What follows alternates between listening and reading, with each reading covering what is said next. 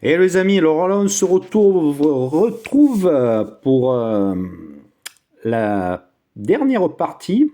Donc là, le Congrès américain, ils ont interrogé donc Luis Elizondo. Ils ont parlé donc des objets, des matériaux qui auraient été récupérés. Bon, là, j'ai eu un petit bug avec l'ordi, donc au niveau de la traduction, j'ai eu quelques soucis pour avoir la fin. Mais donc, il a été dit qu'une entreprise de défense aéronautique voulait se débarrasser de matériaux collectés dans les années 50. Mais cela n'a finalement pas eu lieu, ce qui impliquerait que ces matériaux n'ont pas été transmis à cette entreprise.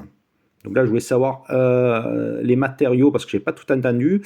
Et il est écrit que les matériaux dont il parle pourraient être liés aux UAP, peut-être des débris ou des objets récupérés suite à des rencontres avec ces phénomènes. Cependant, sans plus de détails, il est difficile de dire ce que ces matériaux peuvent être. En fait, Luis Elizondo, il n'a pas été très... il n'a pas dit grand-chose là-dessus, mais il a dit qu'il y a quand même, selon lui, des matériaux... Il aurait eu, ou entendu, ou rencontré des personnes, je sais même pas, je crois qu'il y a eu un rapport sur ces matériaux. Hein. Et moi, j'ai vu un reportage où il y aurait... ils avaient récupéré... Et je crois qu'il y avait des matériaux très spécifiques. Il faudrait que je revoie ce reportage. Que nous, on ne maîtrisait pas encore la chimie ou le mélange de ces matériaux. Il faudrait que je revoie le truc. Et là, donc, je me rappelle que dans le reportage, il a dit que ce serait bien avant sa naissance. Donc, Luis Elizondo, je ne sais pas si c'est 65, les années 65, 70, enfin dans ces eaux-là. Donc, ça veut dire que ça remonterait aux années 50, je pense. Et ça ne serait pas Roswell, il parlerait d'autre chose. Donc ensuite, il parle d'un journaliste, Christopher Sharp, et lui, il aurait dit qu'un transfert entre Lockheed Martin, donc Lockheed, une grosse entreprise qui a travaillé sur les avions top secrets américains, et Bigelow Aerospace, donc Bigelow, le directeur, c'est lui aussi intéressé aux UAP. Il a d'ailleurs travaillé sur le... aux États-Unis, sur le ranch, je ne me rappelle plus comment il s'appelle, où il y avait des apparitions, ils ont fait une émission là-dessus, et il dit que le transfert a été bloqué par la CIA. Et il confirme que le blocage a eu lieu, mais il ne peut que supposer pourquoi cela s'est produit. Donc il y a eu, ils auraient voulu transmettre les matériaux donc OVNI, apparemment.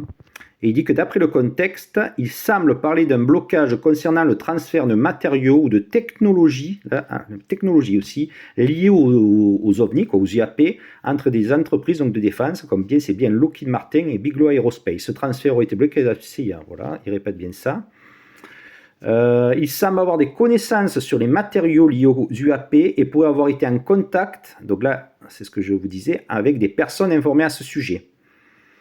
Sa réponse laisse entendre qu'il a accès à des informations sensibles qui ne peuvent pas être partagées en public. Donc là, je sais qu'il a signé, Luis Elizondo, il ne peut pas parler parce qu'il a signé un contrat, en fait, donc il pourrait être poursuivi.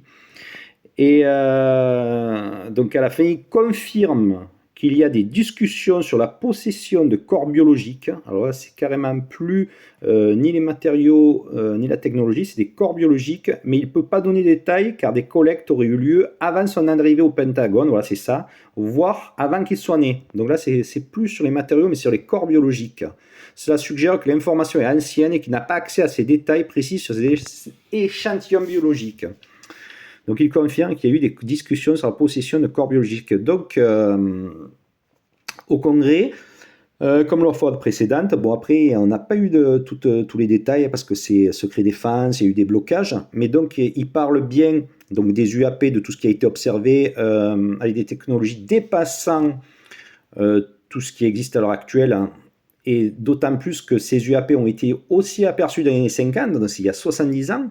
C'est du UAP qui montait peut-être à 5000 ou 6000 km/h avec des manœuvres qu'on ne peut pas faire aujourd'hui, même avec un drone qui monte à 500 km/h. Donc il faut se dire que les petites boules qui montaient à 5000 km/h il y a 70 ans ont fait 10 fois moins en vitesse, surtout qu'elles avaient la capacité de s'arrêter brusquement, de repartir, ce qui est impossible. Donc il a confirmé qu'il y aurait eu donc, des échanges de matériaux. Ce qui est plus grave encore, c'est que ces matériaux seraient utilisés par Lockheed Martin ou Bigelow Aéronautique.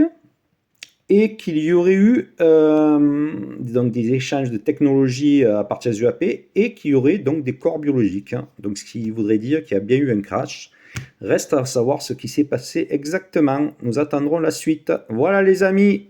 Allez, à bientôt pour de nouvelles aventures.